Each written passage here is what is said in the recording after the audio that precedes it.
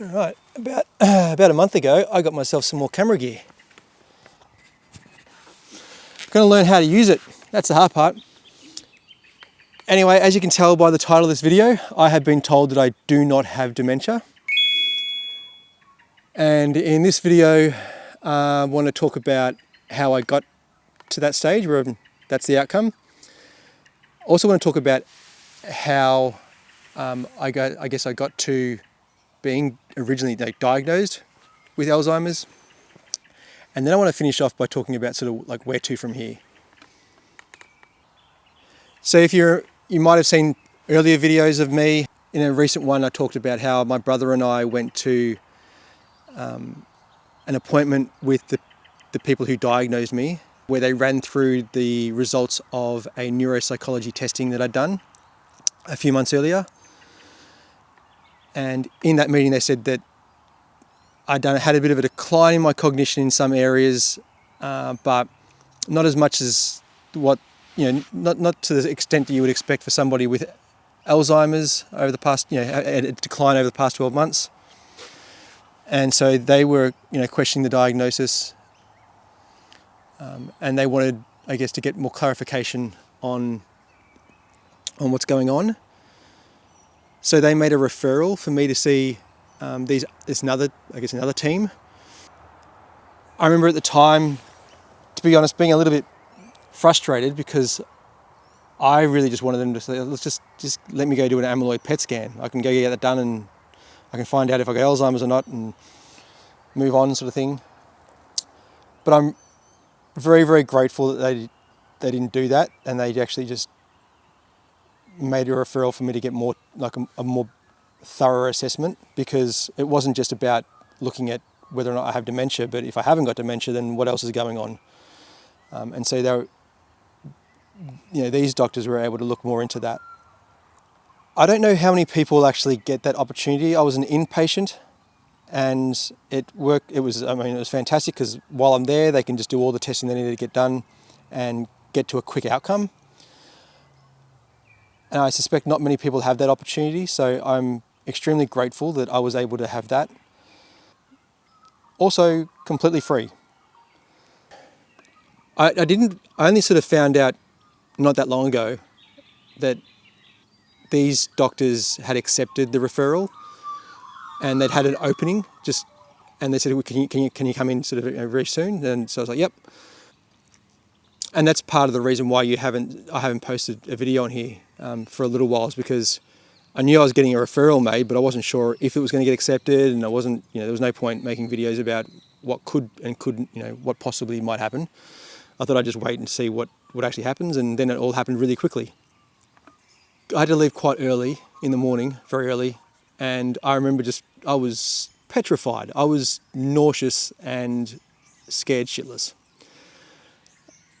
And I remember when I arrived, I can't quite remember the timing of things, all right, or the exact sequence of things really, but I do remember, I think it was that first day, they did a little cognitive test on me and asked me some questions, and I just remember I was shaking. I was trying to hold my hands still, like trying to calm down and try and make it look like I'm not scared shitless as well. But I was petrified. They did a whole heap of tests, including they sort of redid the MRI, redid the PET scan that I'd had. They didn't do a full neuropsychology assessment again, where they do a lot of testing. What they did instead is just looked at the raw data from the one that I had done previously a few months back. They also did a lumbar puncture and blood work. I don't know exactly what they were testing for in a lot of that stuff. There was a lot of blood getting taken out though. But I did. I asked. I said, look, can I just get a list of all the things you tested for? And they'll send that to my doctor, and I can get that from my doctor if I want. To be honest, I'm really not that fussed. I kind of feel like they've got to the bottom of it all, and I'm really just really ready just to put all this behind me. Anyway, the moment when I realised that I didn't have dementia though was well, actually, I done a little cognitive test without looking at language, and the neuropsychologist said, there's no way somebody with your, PET scan results could do what you just done. You performed perfect within normal range. You're fine with that. You were, and so that made me feel comforted. Made me feel good. But it wasn't until the next day when a psychiatrist came in and had a chat to me. And at the end of the conversation, I asked, "Do you know if they've got the MRI and the PET scan results back yet?" And he goes, "I'll go off and have a look." And he came back, and I said, "Like, how did it go?" And he goes, "They're all clear." So it was at that moment then when I realised I don't have dementia. I took a picture of out the window because I spent the next, I don't know, it felt like 2 hours, so maybe like an hour or maybe half an hour then, just crying in relief. I just felt, I can't really, I'm not going to be able to articulate well enough how I felt. But I took a picture of what I looked at because I just want to be able to remember that was the moment when I'd realised that everything's okay. But the relief, the realisation that I've got many more years ahead of me.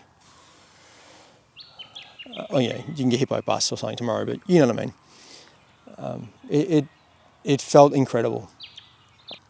But I hadn't actually been told at that point that you don't have dementia. To be honest, they still haven't got the PET scan, the lumbar puncture results back yet. That'll take a couple of weeks. But they did tell me afterwards, I think it might have been a day or so after my realisation, I had a meeting with them, and that's when they told me, yep, you don't have dementia.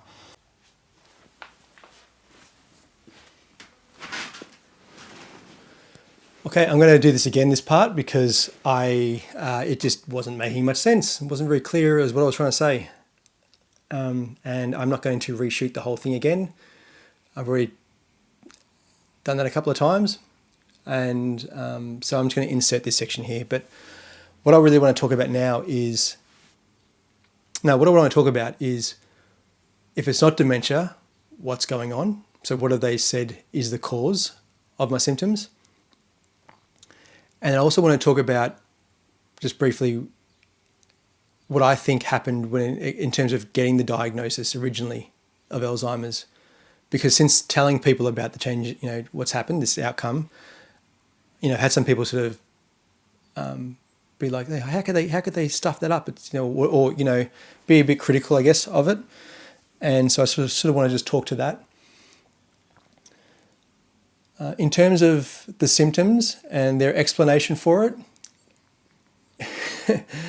I know all along I have said I don't want this to be mental health. Yeah, but it's mental health.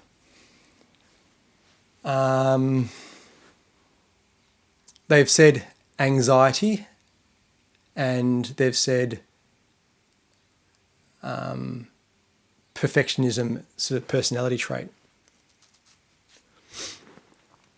And the way they've explained it is an anxious brain has problems filing memories, essentially, like in a filing cabinet. Information comes in, it doesn't get stored in a logical way. Then when it comes time to retrieve that information, I can't access it.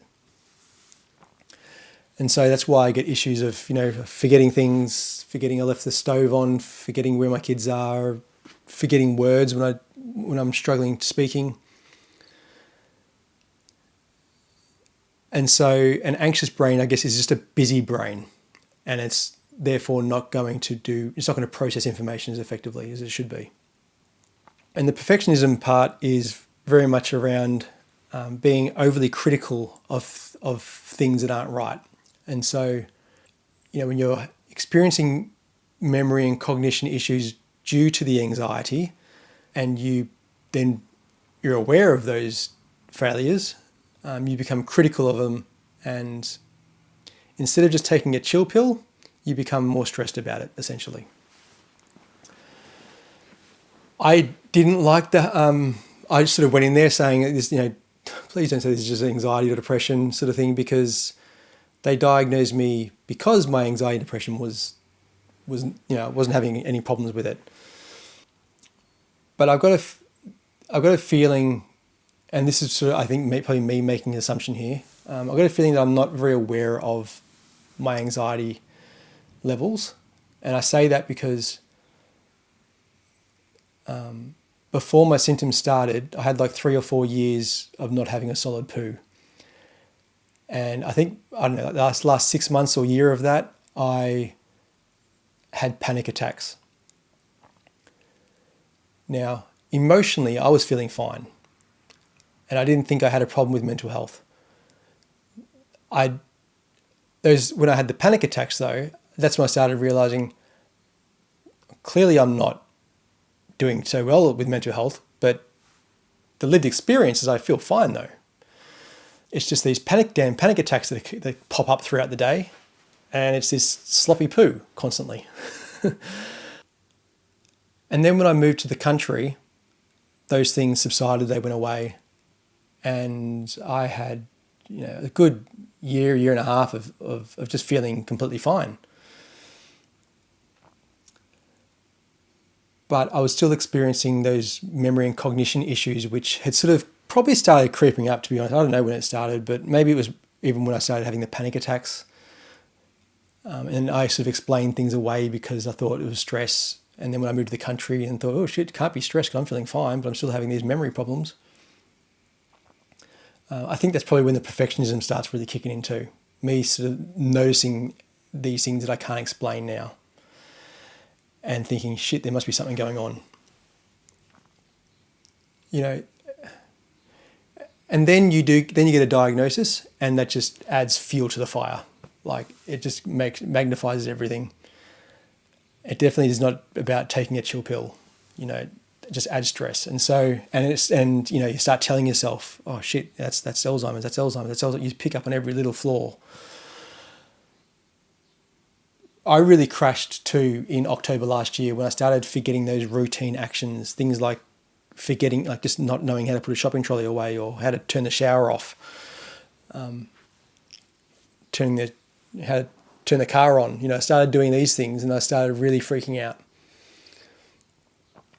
And that's when my mental health crashed. And I feel like my symptoms got worse as well, and memory and cognition declined. Then I felt like, got through all that with some therapy and antidepressants. And then I started a YouTube channel, which, you're trying to do things, you're trying to do things to make something good out of a shitty situation. But at the end of the day, you're talking about dementia and stuff like that, and it's just bringing it back to mind even more. It's reinforcing it more and more. So I think an interesting part there too, sort of just want to quickly touch on is, I come to this space, this YouTube channel, to talk through issues that I'm experiencing. And it helps me unpack thoughts that I might have in everyday life. But a lot of the time, as a person, I tend to sort of just block things out. And so this was actually a way of making sure that I wasn't just doing that, and I was actually addressing these thoughts, bringing them to the surface and unpacking them. And I found that to be actually a really useful exercise. But I do want to sort of highlight that I kind of feel like what you see of me is those in the therapy session, in a sense. And when you see someone in a therapy session, and that's all you see, it does look like the person is really struggling with life. But a lot of the time, I felt completely fine. Having these memory and cognition issues and feeling like I wasn't making a big deal out of them, feeling like my mental health was fine, except for over that Christmas period, And so the lived experience of it wasn't, to me, feeling like this is a mental health thing. And in my mind, when the idea of this as being mental health, in my mind, I sort of had this vision of thinking, so what you're saying is that you feel really, you're having problems with your mental health, so therefore you feel down in the dumps and you feel crap and you feel anxious and and so if you fix all that, then my memory and cognition will get better. But for me, I wasn't feeling down in the dumps. I wasn't feeling anxious. I wasn't feeling those things. So I'm thinking, it's not a good enough solution. This isn't the answer. This isn't what's going on here. And so I think the way I'm understanding this, and I don't think this is so much what the doctors have said, this is my own opinion on it. I just think maybe what's going on there is I just have a lack of awareness of the impact of, a lack of awareness of having anxiety and / depression. That's my understanding of how this all happened and what's explaining the symptoms. Now, in terms of the doctors and the original diagnosis of Alzheimer's and being critical of that, I'm not a doctor. I'm not sure if what they did was right or wrong. I don't know. But the way I've always sort of seen it is that they had 3 lines of evidence. One was the PET scan, which showed Alzheimer's. One was neuropsych testing, which indicated Alzheimer's. And one with patient-reported experiences, which again were in line with Alzheimer's. And so I'm not critical of their diagnosis in any way. Yeah, I don't know. I'm not going to sort of comment on what I think should happen and stuff like that. I think it's a really difficult space that the health professionals are working in. That's what I think. I think that cuts off this section. We'll go back to the other recording now, where I sort of want to talk about sort of what's next. So moving forward, sort of where to from here. To be honest, I'm only really starting to process the fact that I've now got many more years, and I can watch my kids walk down the aisle. I can have experiences with grandkids, and this is they choose to get married and have kids and stuff like that. Whatever they choose, I think they do what they want with their life. But I can have those kind of experiences now. So it's interesting. I got a little holiday planned, already booked for like a month's time, and just not very long, but just going away just briefly. And it's funny how I've gone back to my old self of going, oh shit, man, I shouldn't have booked that. It's going to cost, got to save my money. I was like, oh, Fraser, you should have learned something from this whole experience. And so I have learned, you can prepare for the future and try and be safe as much as you want for the future and stuff. But I think from this whole experience, I definitely have learned that you got to live life. I know it's cliche, but I feel like I've actually got an experience I can look back on now and go, actually live life, Fraser. I do notice that my thoughts pattern, you got to think about it, I've had a year and a half of being told I've got Alzheimer's, and so when there's any instance where memory is required and stuff, my first initial reaction is, oh, I can't do that, So that's going to take just time to get confidence back. It's not that somebody goes, oh, you haven't got dementia, and all of a sudden you go, oh, okay, oh, I'm fine. I built in a lot of habits, thought habits, and it takes a long time to change those kind of processes, automatic processes. But at least I can change. At least I can change them. That's fine. I can manage that. That's no worries. I was mindful that the socially acceptable response when you tell people that they've changed the diagnosis is that you've got to be all happy, and it's like, oh yeah, let's go celebrate sort of thing. And I have to be honest though, I felt initially that way, like yes, like as I said when I was in the hospital, just relief. It didn't take long for me to then just start feeling actually a little bit like quite scared, because at that point it made me realise that I'd been doing this all to myself, and it made me feel very fragile. I've got to admit, this whole experience has knocked me around a bit in terms of how much it can affect how you see reality. I am so sympathetic towards people who have a diagnosis of dementia who actually have dementia, especially those ones. I've come to know people like through the support group and stuff, and the path ahead for them. I don't know what to say to them. I don't know if you're watching this and you have dementia. I don't know what to say. I've already spoken to one of my friends who has dementia about the outcome that I had, and I don't know how hard it is for them to have to hear me say those words. Whew, that bit's emotional.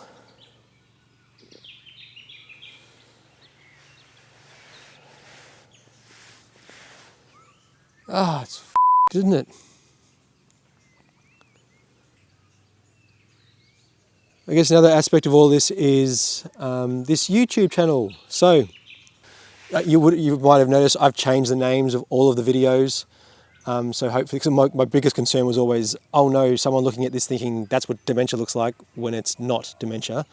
Instead, really, this is for people who are in my situation, who are concerned about their memory and experience memory and cognition issues, and then get a diagnosis of dementia, and then later realise that diagnosis is incorrect. So people who I guess who have gone through that journey, this is what this ended up being for. I guess the only reason why I'll come back on and make another video will be if in 2 weeks' time they go, oh shit, the lumbar puncture, which by the way, I think I've got a very odd spine because they tried doing the lumbar puncture initially just in my sort of room, and they were having a good hard crack at it and they couldn't get what they needed to get. So they had to take me to radiology a few days later to do it there so they could have a better visual and see what was going on. And even in then, they were having problems, and they had to use these very, very fine needles. And I said, sorry, this is taking ages because it takes so long to go through these fine needles. I must have a very odd area down there. But anyway, yeah, I think the only reason why I'm going to come back on here and make a video will be if that comes back positive. Oh, wouldn't that be a head? Daybreak, I'm already miles away, and there's nothing left to say.